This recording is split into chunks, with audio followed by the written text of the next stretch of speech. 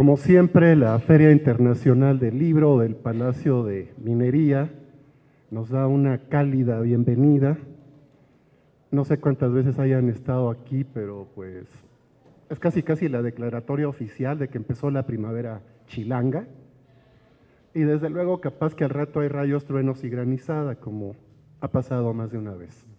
Sean bienvenidos, repito, estamos muy contentos en Alfaguara, sello del que soy editor, de que hayamos publicado en este sello a Luis Jorge Boner, aquí presente. Y también, desde luego, que estén con nosotros para presentarlo, Fernanda Melchor. Gracias por tu temporada de huracanes. Gracias porque aquí no es Miami. Les están viendo muy bien ambos libros, tienen cada vez más lectores. Y Emiliano Monge, que con Las tierras arrasadas y con No contar todo también ha hecho que leamos. Aquí va a ocurrir exactamente lo que quieren los presentadores. Hace un rato decían, pues ya nos hizo venir este canijo, así que ahora se aguanta. Y bueno, pues se arranca Emiliano, según tengo entendido. Gracias a todos. Comenzamos. Hola, ¿qué tal? Buenas tardes. Bueno, Fer y yo planeamos, Luis Jorge, bueno, primero gracias a la editorial, gracias a la Feria de Minería, gracias por la invitación. Es raro sentirse privilegiado por estar en una presentación de un libro. En general es tedioso tener que estar en una presentación de un libro. Hoy me siento realmente emocionado de poder hablar del libro de Luis Jorge. Para desgracia de Luis Jorge, que quería que hablara Fer y que hablara yo, y que luego él iba a leer, hemos preparado, Fer y yo, una entrevista con la cual va a tener que hablar mucho. No, no es cierto, ¿cómo crees, cabrón? No te vamos a hacer esa putada. No, yo quería empezar porque mi historia con el libro de Luis Jorge, que me parece, de entrada les voy a decir que es un libro extraordinario, es un libro impecable, es un libro con un ritmo espectacular, con un manejo con una báscula entre el silencio y el sonido que es muy difícil encontrar en la narrativa mexicana, y no lo digo porque Luis Jorge sea poeta, sino porque encontró, creo que en este libro de narrativa, una voz muy especial y una distancia con el silencio muy especial, que no había en los libros anteriores de narrativa. En los de poesía sí, pero es otro tipo de distancia. Pero bueno, mi relación con este libro es larga porque yo lo leí circunstancialmente hace unos años, hace más o menos 2, yo creo, y lo que leí ahora, que el libro finalmente lo trabajaste más tiempo, lo terminaste y salió publicado, parece el mismo libro que yo leí originalmente y sin embargo es muy distinto, ¿no? Es muy extraño encontrar a un autor que es capaz de tener un manuscrito, decidirle dar tiempo, volver a él y no despedazarlo. Supiste condensar una historia que en aquel manuscrito ya era extraordinaria, pero se divagaba en algunas partes, y supiste como realmente poner a hervir la historia, ¿no? Ahora, quiero ir por partes, lo que me deja esta lectura. Aquella lectura me había dejado muy emocionado, esta lectura me dejó muy impactado por es como si a un cuerpo le hubieras quitado la carne y hubieras dejado el sistema vascular y los huesos, ¿no? Es extraño en México encontrar un libro que en ese sentido se parece al territorio que narra, ¿no? Hay una conexión evidente, sobre todo con Jesús Gardea, creo, ¿no? Y creo que además me hace pensar que tu trabajo y el de Jesús Gardea se parecen por un detalle particular, que es que tú logras poner de un lado la poesía y de otro lado la narrativa. Y Jesús Gardea lograba eso. Y es muy difícil que los escritores logren hacer eso. Esto para decir que Luis Jorge es un gran escritor de poesía, un gran escritor de narrativa, y que además en este libro se funden también. A pesar de que mantienen la distancia con los dos, hay un encuentro y un diálogo muy profundo. Ahora bien, es un libro que arranca con la infancia, es un libro que tiene que ver con la posibilidad de que el juego se transforme en tragedia o de que la tragedia sea juego. Es un libro que juega con la idea de que la desaparición puede ser tan inocente como trágica, ¿no? Eso me parece poderosísimo. Es un libro que consigue hablar de la intimidad de la familia en el centro de un país profundamente violento. que me parece que también es muy importante, hablar de la violencia y de la gran historia y de los grandes sucesos que nos están pasando desde un lugar tan pequeño como la intimidad, desde un lugar tan pequeño como un closet, y desde un lugar tan pequeño como un niño con los ojos cerrados adentro de un closet, ¿no? Es un libro que logra hacer de las relaciones de familia y de la ausencia prólogo del lugar en el que estamos ahora y de la violencia que vivimos ahora, ¿no? El abandono familiar, al final, al chaparro lo dejan los padres con la abuela, y es el único primo que está, que es hijo de la abuela también, ¿no? Es un libro que logra contar también la tragedia en reversa. No solamente son los padres que se van, está también la mujer que vive en la casa, que recibe dinero desde Estados Unidos, y que con lo que regresa construye un imperio o un castillo de cristal o un espacio vacío, ¿no? Un castillo de papel, que sin embargo es la envidia absoluta de todos los demás que no tienen ni siquiera un castillo de papel. Esto está logrado además, igual que la historia de la tienda y del ciego, dentro de la novela, además de la novela y además de los cuentos, o formando parte de la novela y de los poemas, hay dos relatos, que son dos cuentos que son relatos, que también están perfectamente bien engarzados. E insisto en esto porque de verdad no es nada fácil hacer que una novela tenga unidades independientes dentro, pero que además funcionen como partes fundamentales de la novela, ¿no? No les voy a contar el final, pero el final es absolutamente genial cómo se funde todo en una sola situación, ¿no? Pero esos relatos evidencian más de esta historia, ¿no? Después está otra de las tragedias, me parece, y que creo que es lo que le da la cadencia final al ritmo de este libro. Yo creo que es un libro en el que el ritmo es fundamental, y ahí sí creo que comparten el ritmo, tanto la narrativa como la poesía. Hay una cadencia muy particular, que me parece a mí es la del personaje, el niño, cuando por fin logra salir del pueblo, o se quiere ir del pueblo, o escapa del pueblo, o se va sin saber si escapa, qué lo está trayendo, y va caminando por la carretera.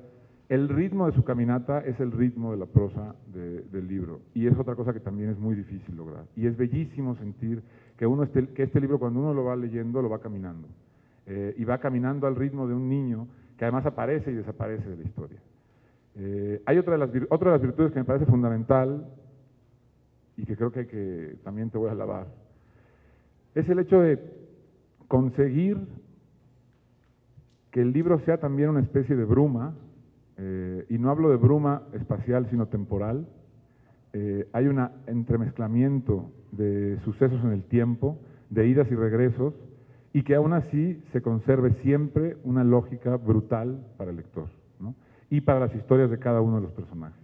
Eso también es atinadísimo, pues, es decir, y le da una potencia muy particular al libro. Me parece de veras, Luis Jorge, que has hecho un libro importante, un libro necesario para la literatura mexicana, un libro que funda además y funde un territorio. El relato del ciego también es profundamente hermoso a partir del dolor, ¿no? Me recuerda mucho, y te hablaba de Jesús Gardea porque hay un cuento de Jesús Gardea que además tú escribiste un ensayo bellísimo que se llama Las terrazas solares del aire, porque es una frase del cuento, y en ese cuento hay un hombre que vive en mitad del desierto en un microoasis, ¿no? Que es un poco, digamos, el oasis que también de pronto aparece aquí, ¿no? Entonces es como si estuviéramos revisitando un lugar que yo ya había visitado, en un lugar que me encantaba, que era el del cuento de Jesús Gardea. Y es muy difícil compararte con Jesús Gardea, pero lograste que yo no me sintiera incómodo revisitando un espacio que es casi el mismo, ¿no? Y no solo que no me sintiera incómodo, sino que me sintiera profundamente feliz de estar volviendo a un lugar rodeado por el desierto, en el que además cavas un hoyo, porque con lo que quiero cerrar es que logras, bueno, haces que el personaje principal de esta novela, lleno de personajes entrañables, sea el vacío, ¿no? Sea la soledad. Y es muy difícil conseguir que el personaje principal de un libro tiene que ser un libro entero, tiene que ser un libro perfectamente bien delimitado, tiene que ser un libro completamente redondo, para que en el centro pueda haber vacío, para que en el centro pueda haber esa llamada de la soledad, para que en el centro pueda haber un frío brutal, ¿no?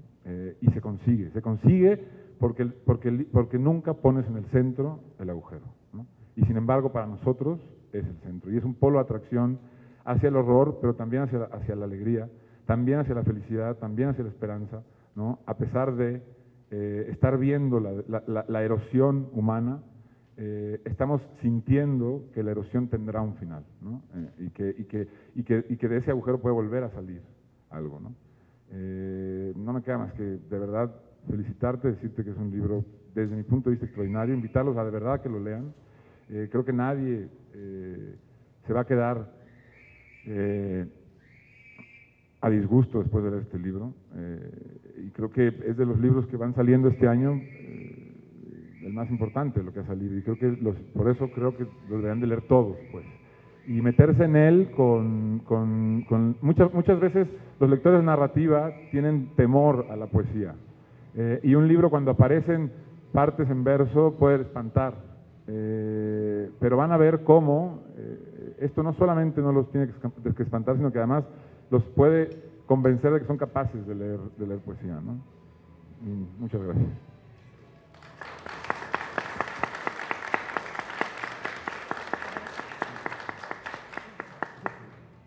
Bueno, es un inmenso placer celebrar la aparición de la nueva novela del escritor Luis Jorge Bonet, poeta y ensayista también, como bien dijo Emiliano, y que hoy viene a compartirnos a sus lectores la que es su segunda novela. Una obra justamente, también para coincidir con mi querido Emi, extraordinaria en muchos sentidos. Una novela breve pero intensa y devastadora, pero también hermosa y audaz por la forma en cómo su autor logra mezclar y emulsionar géneros diversos como la poesía, el cuento de misterio, la novela de aprendizaje, la leyenda, el mito y por supuesto el testimonio real. Para contar una historia que es a la vez personal, es decir, una historia que es individual, la del chaparro, este niño abandonado por sus padres, y una historia que al mismo tiempo también es colectiva, la de este conjunto anónimo de personas, voces, víctimas de la ola de violencia que en zonas olvidadas del norte de nuestro país ha arrasado con poblados, familias, comunidades enteras. Y bueno, me gustaría un poco hablar sobre tres aspectos para poder escuchar algún capítulo de la voz de Luis Jorge, como era su intención que nos comunicó antes de esta presentación. A mí me gustaría abordar sobre todo tres aspectos que considero los más extraordinarios de esta novela, y es cómo Luis Jorge resolvió el reto de la forma, el reto del tono y el reto del tema, ¿no? Entonces, bueno, el primero es el reto de la forma novelística, es decir, la manera en que Luis Jorge Bonet logró emulsionar varios de los géneros que domina, como ya hemos comprobado en el caso de la poesía con Traducción de lengua extraña, Por boca de la sombra y Bisonte mantra, entre otras, y en el caso del cuento con La noche caníbal, Cavernas y Figuras humanas, entre otras también. Al igual que en su primera novela, Las afueras, hay una firme voluntad en toda la soledad del centro de la tierra, una firme voluntad de contar una historia, en este caso la historia de un holocausto, desde múltiples y variadas voces y perspectivas. Como decía hace unos minutos, toda la soledad del centro de la tierra no es solo la historia de un niño abandonado por sus padres, criado por una abuela tosca y maledicente, una abuela que no se parece a estas abuelas ideales de las que últimamente hemos estado hablando, ¿no? De que se van a encargar del cuidado de los hijos, ¿no? Lo que me recuerda un tuit que leí hace poquito, que alguien decía por ahí, no hombre, dice, las abuelas que yo conozco te ponchan el balón, te dan de comer chayote, huelen feo, ¿no? Bueno, esta es una abuela muy real también, que no es una abuela precisamente ideal, ¿no? Es una abuela que es una mujer que ha sufrido, que ha luchado como muchas mujeres en este país, que ha tenido que enfrentar, ¿no?, la carga de criar hijos propios y ajenos, y que se mantiene en pie como una especie de árbol seco, pero firme en medio del desierto, ¿no? Entonces, bueno, no solo es la historia también de estos personajes, de estos chiquillos arrimados, de estos nietos revoltosos, sino de una comunidad afectada no solo por la pobreza, sino también por el machismo, por la falta de oportunidades, por la migración a veces forzada, por así decirlo, el contrabando, la delincuencia y el narcotráfico. Entonces, el reto, sobre todo, de la forma novelística es cómo contar una historia de un muchachito que a la vez es la historia de un pueblo, que a la vez es la historia de un estado, que a la vez es la historia de un país en llamas, como es el nuestro, ¿no? La solución que Luis Jorge Bonet encontró fue la de intercalar tres voces distintas, ¿no? Tiene una voz en primera persona, que es la del chaparro, ¿no? Que cuenta su mundo, a sus primos, sus encontronazos con la abuela, su relación con ella, sus ilusiones, sus fantasías, su afición por esconderse, ¿no? Por ocultarse del mundo, y las leyendas además que cuentan las mujeres del pueblo y la abuela y todas estas leyendas que hablan de un pozo misterioso que se traga a la gente, ¿no? También hay otra voz, también en primera persona, pero esta vez desde la primera persona plural o colectiva, de las personas, de la gente del pueblo, los testigos de la violencia, y que funciona como una especie de crónica basada en testimonios reales, por cierto, y así quieres nos platicarás un poco cómo fue confeccionada esta suerte de voz colectiva, de la historia de los habitantes de ciudades y pueblos como en la vida real Piedras Negras, o especialmente pienso en el pueblo de Allende, me parece que es el pueblo en el que más bien pensabas también al construir esta historia, donde, bueno, ustedes saben, en Allende, donde en 2011 un comando de Zetas secuestró a más de 200 personas, las masacró y destruyó después con trascabos y grúas gran parte de este pueblo por una situación de venganza. Y bueno, no es el único pueblo en donde pasó en México, ¿no? Esto también ocurrió en varios lugares cercanos, en Coahuila, en otros lugares, y bueno, no está de más recordar la cantidad de personas desaparecidas que existen en nuestro país, ¿no? Hace poquito comentábamos, ¿no? En Twitter yo sigo a la PGR, ahora ya no me acuerdo cómo se llama, tiene otro nombre, bueno, y la PGR constantemente está publicando estos carteles de personas desaparecidas, entonces uno lee el nombre de una señora, lee sus datos generales y lee cuándo y dónde desapareció. Desapareció en Reynosa, Tamaulipas en 2011, desapareció en alguna ciudad pequeña de Coahuila en 2013, y uno dice, sí, o sea, uno piensa lo peor cuando ve estos carteles, ¿no? Uno dice, exactamente, es como un obituario, ¿no? Es muy triste realmente, ¿no? Entonces, esta voz colectiva da una suerte de presencia, cuenta la historia de las personas que estaban alrededor de estos sucesos. Y bueno, también hay una voz en tercera persona que narra dos historias que aparentemente, cuando uno las lee, no se relacionan forzosamente con la historia del Chaparro, pero que participan también de este clima de misterio y de horror que persiste a lo largo de la trama. Esta se encuentra presente en dos cuentos llamados La Sangre y Los Gritos, que son, bueno, impresionantes, ¿no? Y que funcionan además como obras propias atrapadas dentro de la obra, ¿no? Y también funcionan dentro de la obra perfecto, y bueno, esta suerte de solución tripartita, digamos, de alguna manera, por llamarla de alguna manera, hace que la novela se lea muy rápidamente y que a lo largo de su lectura nos vayamos empapando de emoción y de un suspenso alimentado por elementos tanto reales como fantásticos e incluso míticos, ¿no? Hasta la intensa resolución final, de la que no vamos a hablar aquí porque queremos que ustedes se sorprendan y conmuevan igualmente. Bueno, lo que nos lleva al segundo reto resuelto muy afortunadamente por Luis Jorge, y que es la creación justamente de estas tres voces que le permiten sostener la historia e ir incrementando el suspenso. A mí me gustaría en este momento concentrarme en la voz del Chaparro, porque pues bueno, como por ser un niño, a mí me resulta una voz entrañable totalmente, y porque su periplo está contado en primera persona. Entonces, en lo personal, la primera persona, a mí como escritora me parece un gran reto. Todo el mundo piensa que escribir desde la primera persona es como lo más fácil y lo inmediato, pero realmente hay todo un esfuerzo por tratar de construir una justificación de por qué. No sé si les pasa cuando abran un libro y está contado en primera persona, uno dice, ¿por qué me está hablando? ¿Quién es este? ¿Qué quiere de mí? ¿No? Es como muy inmediato y para mí requiere como siempre una justificación plena, ¿no? Y bueno, el personaje, digamos que en la primera persona no está construido por lo que otro narrador dice de él, sino que se construye con las mismas palabras y pensamientos del personaje. Conocemos al Chaparro por lo que el Chaparro piensa de sí mismo, de sus primos, del entorno familiar, del rancho, de su vida cotidiana. Y creo que resulta muy, muy verosímil, y eso es un gran reto porque construir la voz de un niño, sentirlo crecer a lo largo de la trama, sentirlo niño, es decir, pensarlo en pensamientos como infantiles e inocentes, pero al mismo tiempo entender que es una persona que está en crecimiento y en búsqueda, también es muy complicado. Entonces, la historia, digamos, del Chaparro es la historia de muchos niños en nuestro país y a la vez es única y conmovedora. Por desgracia se enmaraña con la violencia en nuestro país y pues bueno, las incontables voces e historias de jovencitos, ¿no? Ahí tenemos la historia del Ponchis, por ejemplo, en México. O no solo eso, las historias de chicos y chicas que todos los días se ven involucrados, ¿no?, en el crimen organizado, o son víctimas de ello, o ambos, ¿no? Y bueno, esto me lleva al tercer reto, que es justamente el del tema.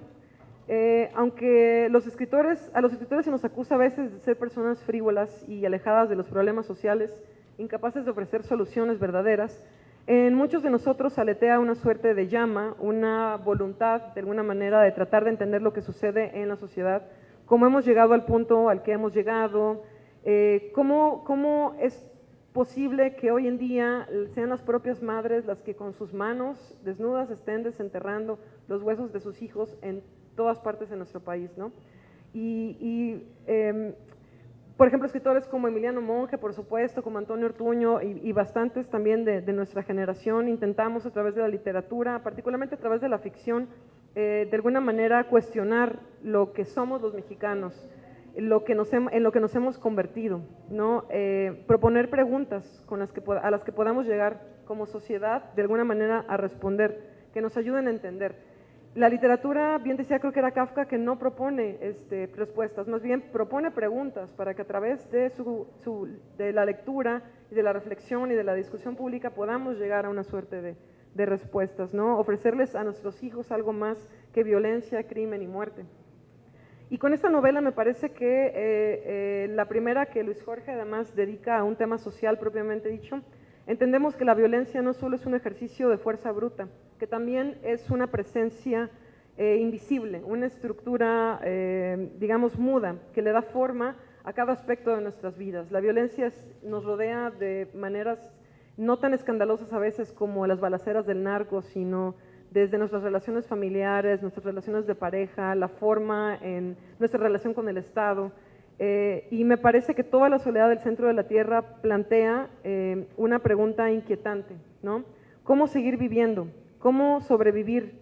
Y cómo contar la propia historia cuando esta estructura invisible se muestra abiertamente como una guerra no declarada y se convierte en un estado mental, un estado emocional, un estado moral, ¿no? Del conjunto de nuestras comunidades. La verdad es que yo muy pocas veces, creo que nunca había llorado con un libro, de hecho siempre me he burlado de las personas que dicen que leen novelas y lloran, pero cuando llegué al último capítulo fue terrible, o sea, de verdad está cabrón, o sea, ya lo verán ustedes que se den la oportunidad de conocer esta obra, esta novela, está cabrona. Y bueno, gracias.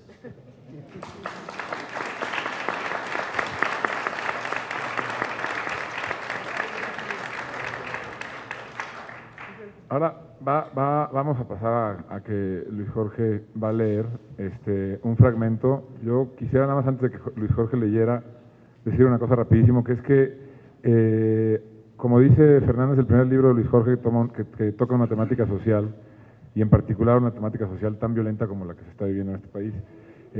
Y se ha empezado, pasamos de que decían que nadie en México escribía sobre esos temas, a que ahora se diga que por qué se escribe de esos temas y por qué tener que escribir de la violencia, ¿no?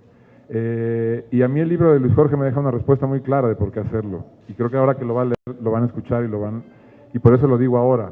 Si el horror ya no es suficiente para que pongamos atención en la violencia, quizá la belleza nos haga abrir los ojos ante ese horror, ¿no? Y creo que el libro de Luis Jorge es eso también, ¿no? Entonces ahora queremos escucharlo todos, ¿no? Buenas tardes, o creo que mejor Lo volví a apagar. Me gusta que pegaste la pila. Este está mejor. Buenas tardes. Muchas gracias a todos por asistir. Muchas gracias a Ramón, muchas gracias a Mayra por todo el trabajo, a Alfaguara y a Penguin por el trabajo que le han puesto al libro. No sé si es un texto bonito, pero es un libro muy bonito. O sea, si se fijan, es una portada chulísima. Y a mí los libros me importan como objetos. Entonces ya a partir de ahí yo estoy muy agradecido por la edición. Muchas gracias a Fernanda. Muchas gracias, Emiliano. Muchas gracias, amigos que están acá. Parra, Alejandro. Muchas gracias a mi hija que vino a mi presentación, Marifer. Y Yo nada más quiero decir una cosa que en realidad yo soy novelista, yo soy poeta. Y me lo han dicho últimamente. La diferencia es que no es un insulto, ¿no?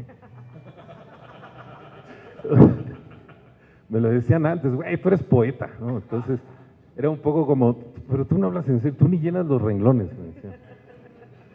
Y era un poco, la poesía era un poco como echar la hueva, ¿no? Pero creo que ahora que me dicen, oye, es que eres un poeta, vía una novela, yo lo siento muy distinto. Entonces, para mí, y yo siempre lo digo, y siempre se presta polémica, y eso es lo que me gusta. Yo siempre digo que todos los géneros nacieron juntos y que lo que queremos hacer, algunos de las personas que escribimos, es volver a juntarlos todos. Y me parece que esa fue mi búsqueda.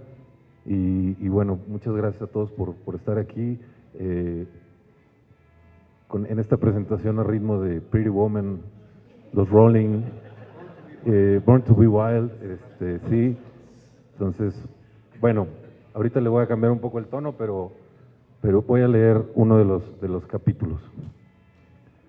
El Día de Muertos nos llevaban a todos a visitar a los papás de Huela Librada. Nos metían a la casita, nos sentaban alrededor de las lápidas con sus nombres. Yo tenía que hacer esfuerzo para entender las fechas, para imaginármelas siquiera. Podían ser garabatos, surcos en la piedra, puras rayas. Podían señalar días que todavía no habían pasado o que nunca iban a pasar, los días en que se terminaría el mundo y nadie lo sabía, o los días en que había empezado a existir. En eso me entretenía mientras mis primos se molestaban unos a otros, los más grandes a los más chicos, y los más valemadristas se reían por la nada, así nomás. Ahí va el madrazo de alguna de las tías o de la mamá del payaso, uno discreto porque no querían molestar a Abuela Librada, que desde que llegaba se volvió otra persona. Ese día no tomaba ni un sorbo de tequila, no fumaba, casi no hablaba, parecía que reservaba las palabras para cuando estuviera enfrente a las tumbas. Les decía cuánto los extrañaba, les daba la queja de sus hijas, que eran unas ingratas, y de nosotros, que éramos herreros y todo ensuciábamos y le volteábamos la vida al revés, hijos de la chingada. Se disculpaba por las maldiciones que le llegaban a salir. Parecía que de veras le diera pena decir pendejo y cabrón. Se llevaba una mano a la cara, inclinaba la frente y decía, perdón, papacito, perdón, mamacita, es que me sacan de quicio. Se acordaba de cuando ella era joven y ellos estaban vivos. Lloraba, mucho, como si pudiera verlos allá enfrente y apenas los fueran a bajar a la tierra. La cara se le llenaba de lágrimas.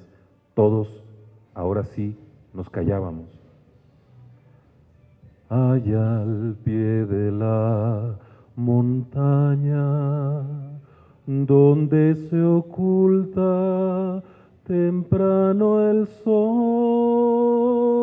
quedó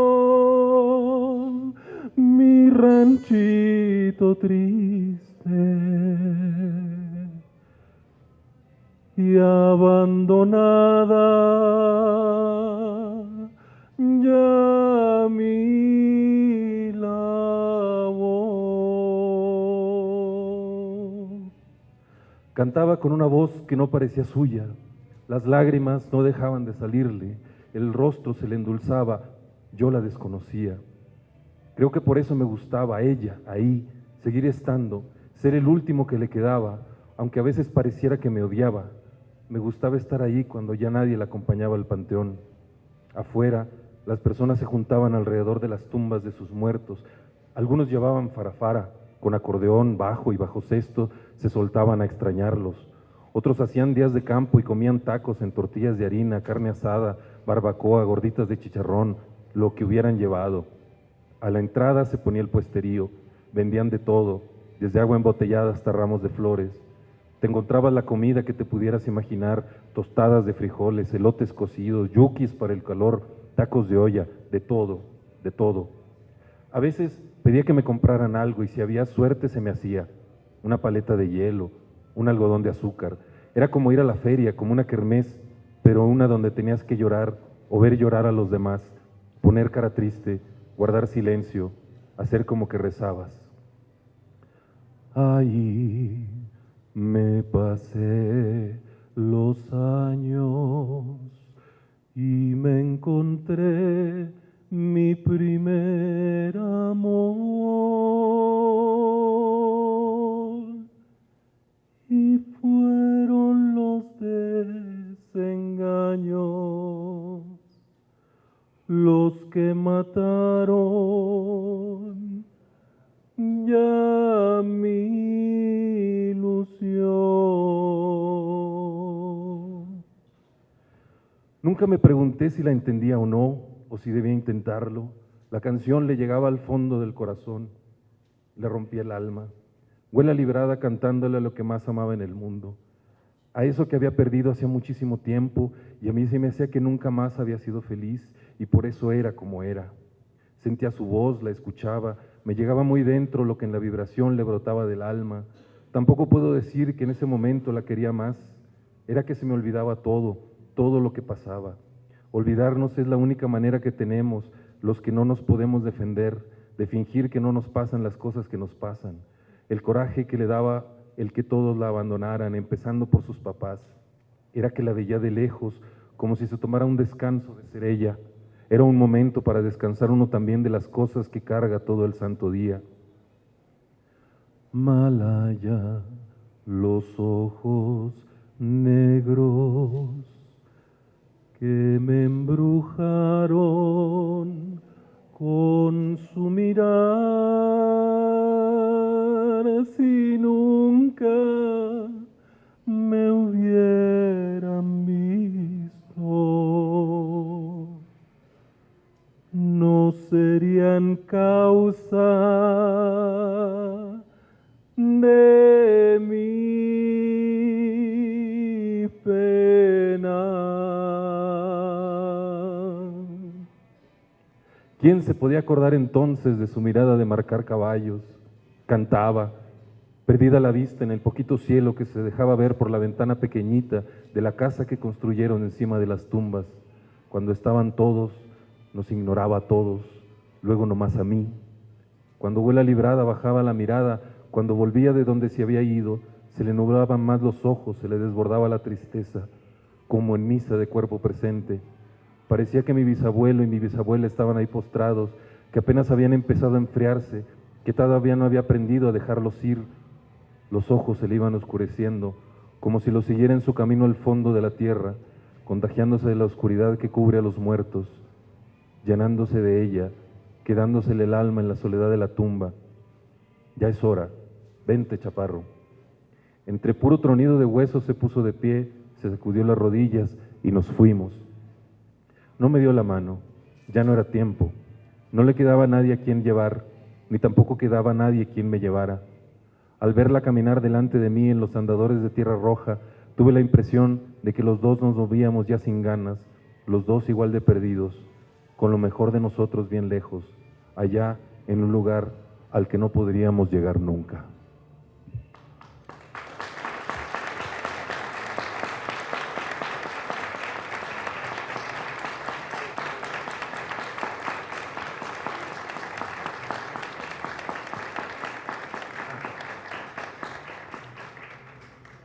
Gracias. La verdad es que yo les dije que yo quería leer porque hay música en el libro. Entonces, después de lo que dijo Fernanda y de lo que dijo Emiliano, la neta es que lo que yo diga vale un poco, ¿no? 3 cacahuates. No sé, tenemos como unos 5 minutos, 6 minutos antes de que el chacal nos toque la trompeta. Los que entendieron, entendieron, los que no, no es grosería. Es una cosa de nacidos en los 80, para atrás. No sé si alguien tenga alguna duda, seguimos platicando. ¿Qué hacemos?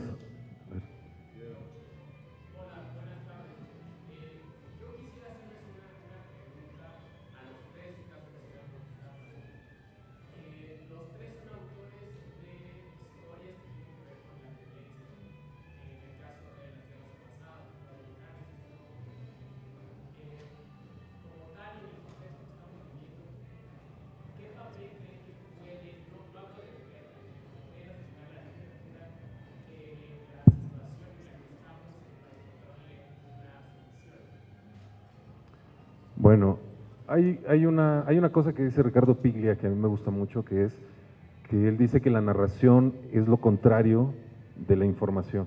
La información no tiene límite, la información se está produciendo siempre. Y si nos quedamos en que este tipo de hechos o nuestra realidad se quede en una serie de datos y de información y de páginas y de estadísticas, eso es un fin en sí mismo, o sea, se autorreproduce. En cambio, la narración sí nos pide concentrarnos en una cosa. La narración lo que hace es desintoxicarnos de tanta información y poner en perspectiva las pequeñas historias. Entonces, lo que yo quise hacer aquí fue contar una historia que sucede al ras de piso y que no tiene que ver con las estadísticas, sino que tiene que ver con un dolor muy específico. Entonces, yo en realidad creo que la aspiración de que el arte pueda cambiar a la sociedad es un poco romántica. Yo me considero, digo, no parece a lo mejor, pero por lo que escribo, pero me considero una persona algo romántica en el sentido de que sí creo que se puede hacer algo, pero solo si como escritor renuncias a cualquier pretensión justamente de cambiar. Es decir, si tú escribes un libro pensando, este libro cuando lo lean la gente va a cambiar y se va a volver, es una tontería, no sucede así.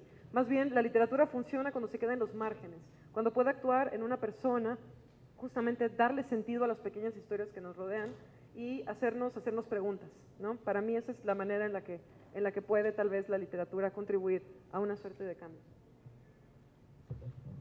Bueno, yo estoy de acuerdo con lo que ya dijeron ellos. Creo que el ensayo, el periodismo son respuestas y la ficción, la narrativa son preguntas. Y creo que haciendo preguntas es como se puede modificar, empezar a modificar la realidad. Y luego también creo que es la literatura y el arte en general, la pintura, la escultura, pero también la comida y el humor, por ejemplo, ¿no? o el canto, son un vehículo de la empatía, son una manera de ser alguien más durante un momento, un instante o un par de horas.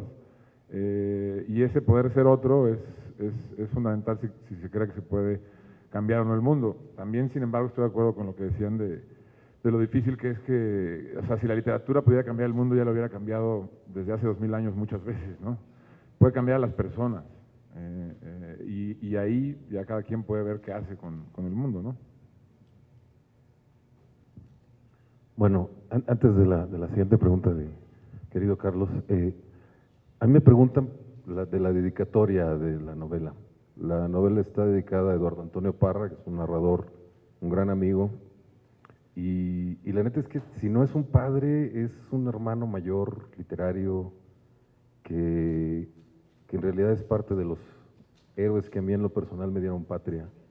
Y bueno, pues sí, son como esos cuates que llegaron mucho antes que uno a pavimentar las calles sobre las que uno aprovechó luego para caminar y andar de noche. Entonces, pues, ahí está, esa es la respuesta.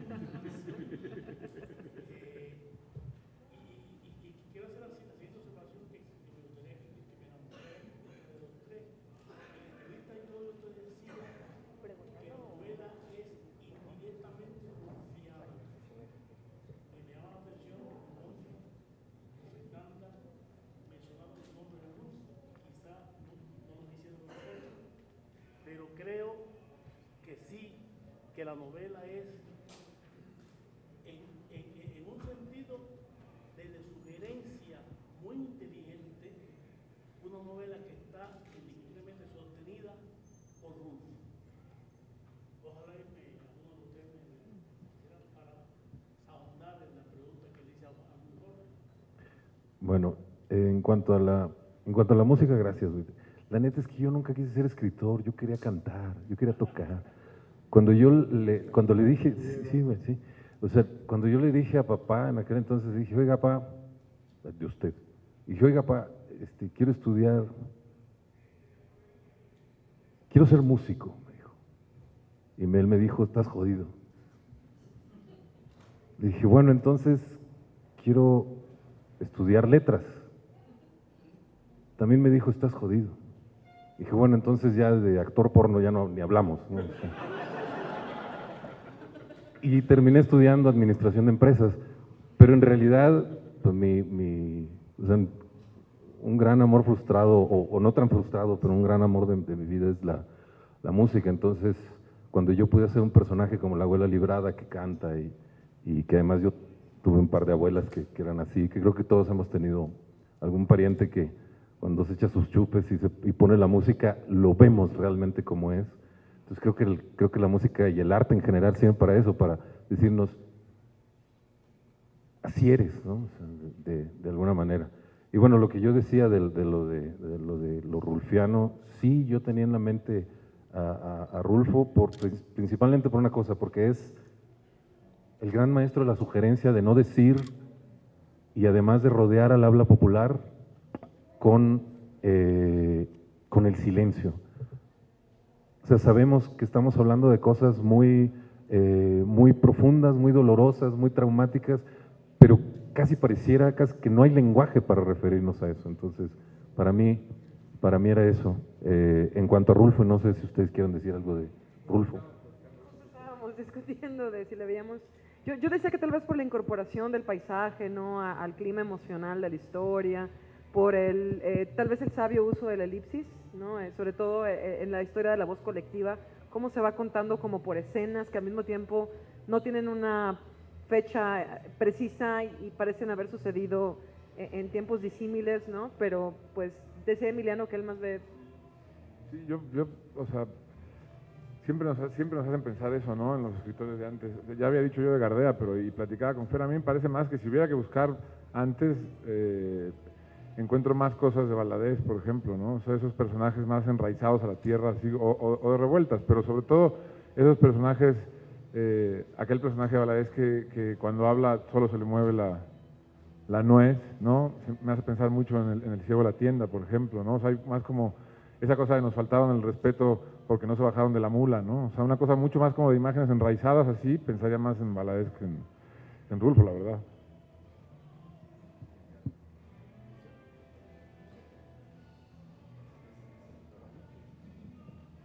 Bueno, quiero decirles, no falta que diga algo. Quiero decirles que encontré nuevas palabras gracias a Luis Jorge, lo cual siempre es agradable, ¿no? Y algunas le tuve que preguntar porque no las encontré ni en la Wikipedia, ni, por ejemplo, el farafara. Se las dejo de tarea. Averigüen qué es eso del farafara. Es algo notable que tiene que ver con su gusto por la música. Gracias por haber estado aquí a Ritmo de Rock. Nos despedimos. Hasta luego.